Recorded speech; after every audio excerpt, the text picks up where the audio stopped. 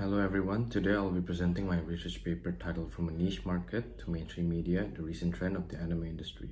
Before we go into the content of the paper, let me first introduce myself. My name is Rafli Darmawan, a student from Indonesia who goes to the Institute of Technology of Bandung, a faculty of School of Business and Management, majoring in International Management, and also ran School of Business via double degree program, majoring in Sales and Marketing. I wrote this paper because of the love I have towards the medium and also my curiosity as to why anime has become a much more accepted topic when I talk to people around me compared to when I was a kid or when I was growing up as well. And so what I'm wearing today, as you can see, it's called batik. Batik symbolizes Indonesian culture, and we wear this during formal occasions such as presentations like these, wedding ceremonies, graduations, and many more. So I will present it like this. We start off by the problem research, the methodology, the outputs of the research or findings, and to finish it off with conclusion. So let's start.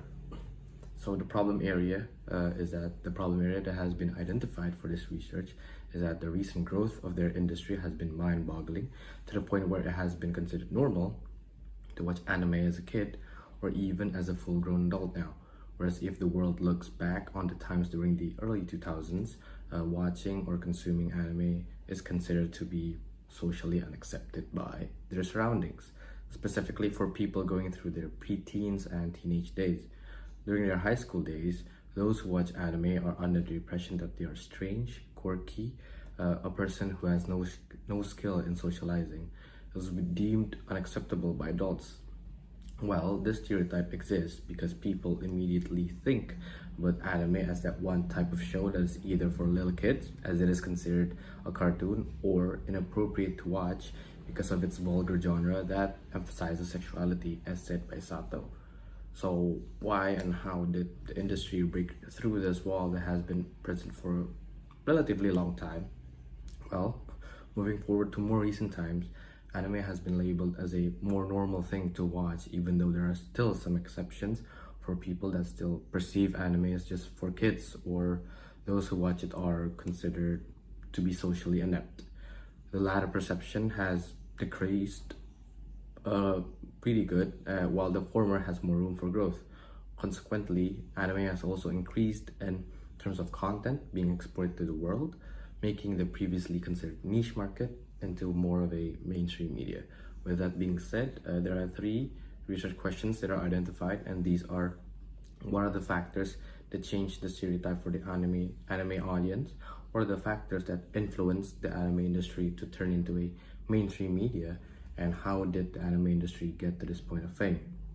To answer the research questions that I've just mentioned, the methodology that is implemented is descriptive and qualitative method. So according to Nosagi, descriptive research is a method that focuses on describing a phenomenon and its characteristics. Its focus will be more on what rather than why or how something occurred. The research will describe information from various sources related to the factors that are affecting the rise of the anime industry. According to Craswell, a qualitative method is a method that seeks to identify and explains the meaning that individuals or groups of individuals ascribe to social or human situations. The report of a qualitative study is often lax when it comes to the framework or the structure of it, and about how the data is being collected. This research collected secondary data from various sources via platforms that distribute information such as articles, news, social media, and other types of platforms. The said data will then be further analyzed in order to extract the relevant and necessary information for this research. The mentioned method is known as content analysis. This method is defined as the analysis of the documents and text, whether it is printed or visual, in a systematic and replicable manner, as said by Ryman and Bell. The analysis will be the result of interpreting a compilation of data, and this data have different forms such as table data, social media posts, announcements, news, and etc. After the process of interpreting and analyzing the content is complete, a summary of all the relevant compiled content will be concluded to answer the research questions that have been raised regarding the rise of the anime industry.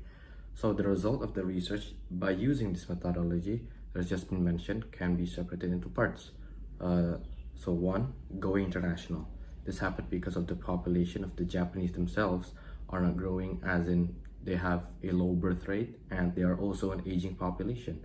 According to some data sites, PRB is one of them, states that Japan has 28% of their population over the age of 65, which makes them the oldest country in the world.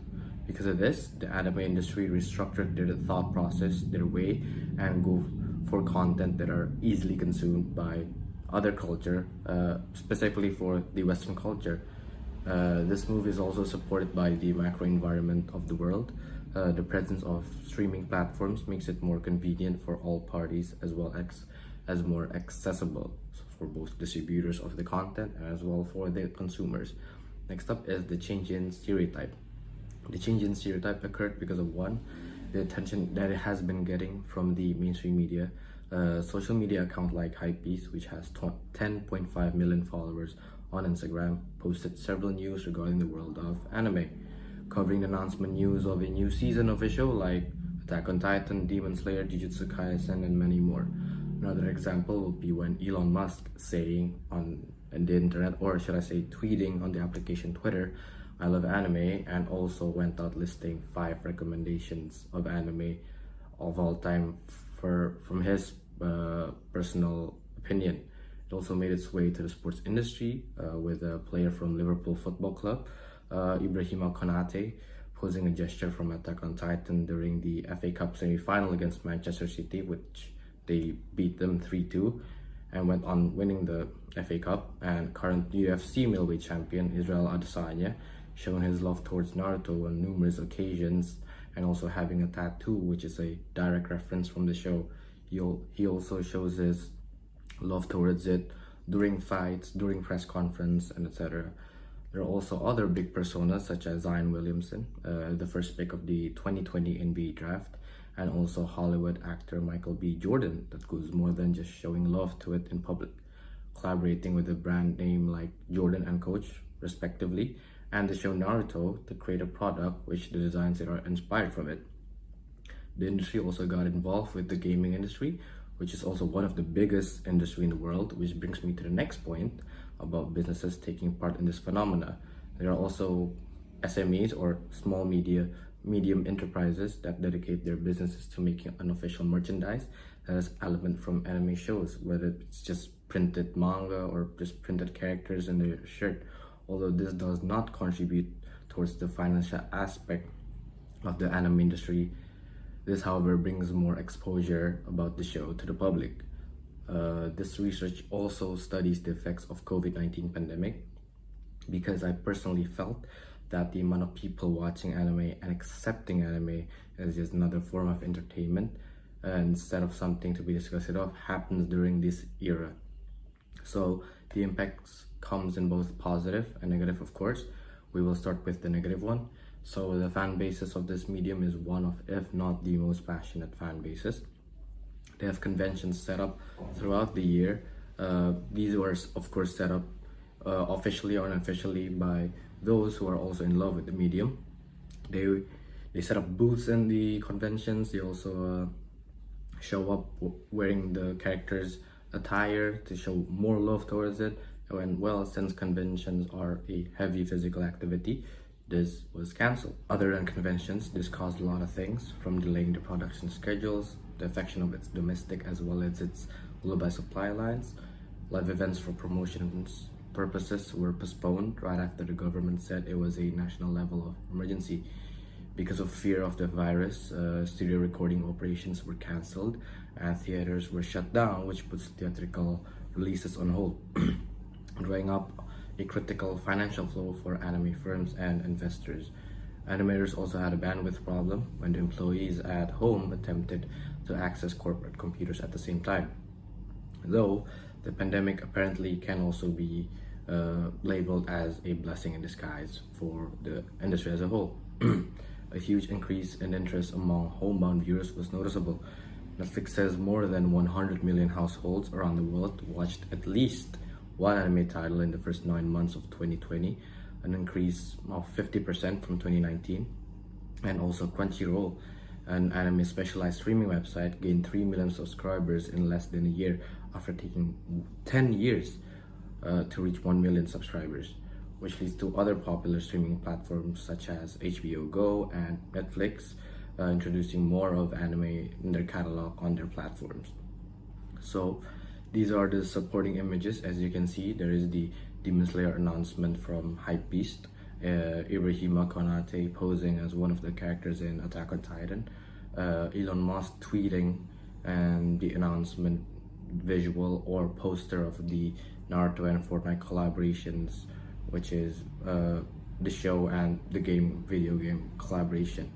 So in conclusion, the change in stereotype is the outcome of the anime industry getting more known, and there are several factors that has hugely contributed to this phenomenon, and these are the macro environment of Japan and the world making it more convenient than ever before.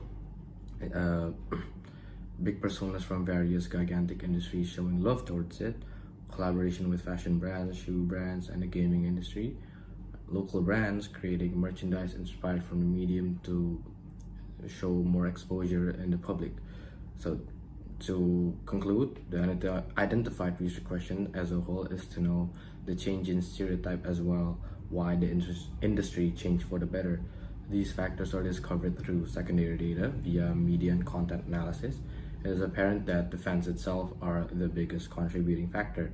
Their persistence to create the medium were accepted in the end paid off. So that concludes the end of my presentation, and thank you very much for your attention.